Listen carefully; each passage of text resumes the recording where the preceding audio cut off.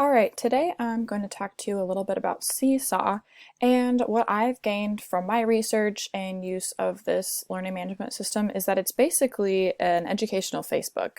Students and families have the capability to view the work being completed, and the teachers can continuously assign homework and also take a moment to review some of that stuff as well. So this is their main website, and I'm going to actually scroll down a little bit. You can see some of the definitions that I have looked at to gain a better understanding about what Seesaw is as a whole. So you can just take a moment to read through those there. And then there's just some additional information about the website. And actually, you can go ahead and take a moment to venture out to this site on your own if you would like to learn more information beyond what I am going to share with you here today. Alright, so now I'm going to actually flip over to my view and what I see. Before I dive completely into everything, I just want to unpack a little bit about what Seesaw is through like a definition standpoint. And what I've come to the conclusion is that Seesaw is a learning management system that is basic enough for elementary grades to use. Basically, teachers can upload assignments that students are required to complete, and then upon that completion, the work is shared with peers and then even with family members who have access to an account. So this is what I see from a teacher point of view. Over here to the left, or to the right, sorry, you can see the journal, activities, inbox, and skills. And the journal is where you can look to see all of the work that has been done. So here you can see some of the students in my class and the work that they have done, and then also just some things that I've posted as a teacher for the students to look through. Maybe not necessarily complete, but just something for them to look at and be familiar with. And then you can work over to activities and you can see all the activities that I have. And here you can see that they are waiting for a teacher approval. So this means that the students have completed the assignments that I have given out to them, and they're waiting for me to give my response. Down here, this is the main assignment given. And then you can see these other two that have been completed. I think this one down here is one that I have responded to, but these two I wanted to show you just what it looks like when a teacher has not quite approved it yet. Over here on the inbox, you will see that I can send out student announcements. Since this is just a test subject class, I haven't really sent out any announcements because the students in my class are not real, so they don't really need to know anything about what's going on. All the things that they need to know are in the assignments that I have given to them. And then the last category you see over here is the skills, and this is something that comes in handy when you do have a real class as well. This is something that is paid for, and so I did not dive deeper into this particular point, but as you can see from the screen here, as students complete their work, there's different things that you can attach to assignments, and it will give them a grade based on the categories on top here. So if you have this feature in your classroom, you'll be able to see how students are progressing from the beginning of the year up until the end of the year, or to whenever point that you want to measure until. Alright, so I'm going to go back down here and just show you these two buttons down here. So this is how you can add families to the site. Families really love to see what you're doing in your classroom, and this is a great way for them to be engaged in their child's learning and really feel comforted by the work that you're doing. And then the same thing for students. This one is a little bit more obvious because you're going to want students in your class. They get the emailed instructions, and there's different ways that they can sign up and work with the Seesaw features, but it's basically whatever you want as your preference. I sent out things as an email. I actually sent it out to myself. I made a student account, and then I also sent it to my sisters. So they've kind of looked through things. I don't think they've accepted my email yet just because they're being stubborn and they're my sisters, but I sent it out just so I have some students in my class. Okay, so now I have switched over to the student point of view, and as you can see over here, you have the same options except for skills because the students don't need to see the skills that they are given. As you can see in the journal, they are still able to see everything that the other students have posted. And then in the activities here, you can see the assignments.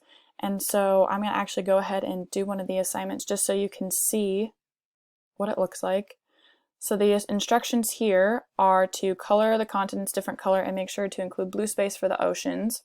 And so as a student, I have blue already selected here, so I can just color in and I can make things bigger. I can use a highlighter if I wanted to. I'm going to go ahead and use a highlighter. So this is Asia over here. And this is just a quick draft so you can see what it will look like. There's Australia. Make Africa kind of a purplish color.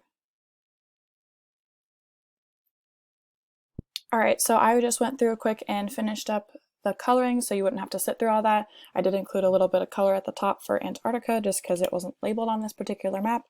But as you can see, the coloring is a little bit sketchy just because I'm on a laptop, and this would be easier for students to do if they have a touchscreen device. The bottom are the writing tools that you can use, so if they need to type something, they click on this one, and then there's a finer point pencil, the marker, and then the highlighter is what I use just to get a bigger size. And then there's this magic touch button, and then the erase button. And then over here to the left, there are some other options that they can add in as well. So it really depends on what you're asking from them as a teacher. It depends on the assignment that's given for them to respond and how they will respond. So that is just an example of one assignment. So I'm going to go ahead and click the check here. And then so up here it says waiting for teacher approval, so I can actually go back over here to my teacher perspective, and then we're going to go click review and wait for it to load for a second here, and then you can see the work that I have just done and go ahead and approve.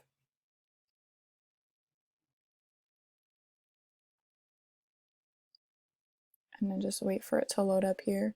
And then you have options down here. You can like it, you can comment on it. If you want to give additional feedback, you can. This is a really great way for students to see it. So if I go back here, let's see, go to the activities. So I can go ahead and approve these as well. I can add a response. And then there's ways to, so I can comment here and then everyone can see my comment. However, but if I go over here, and if I just respond to it individually, as you saw from the last screen, students will be able to see that response individually, and it will not be accessible to other students. They will be able to see that feedback personally and not have to worry about other people seeing what the teacher told them.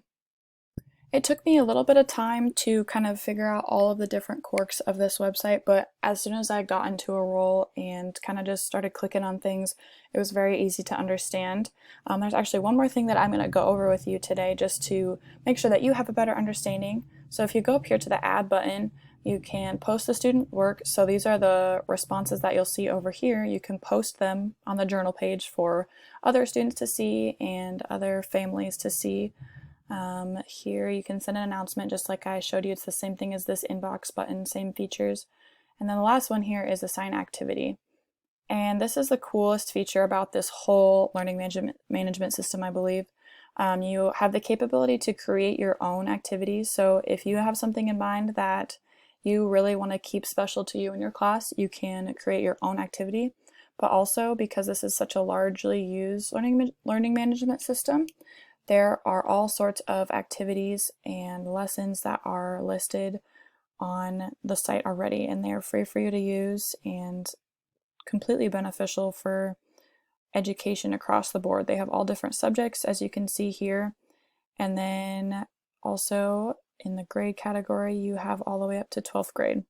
So as you can see, this learning management system begins at pre-K and goes all the way up to 12th grade, making it suitable for all grades. You can start really basic and just do some simple coloring things in pre-K, and then go up all the way to 12th grade and do your most advanced math problems, and it will work for any of those grades. So this is just a quick overview of Seesaw. I hope that it will help you kind of understand a little bit more about the website and just gain a better understanding of how learning management systems work.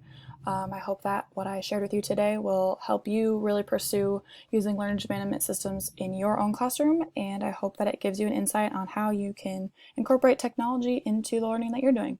Thanks for watching.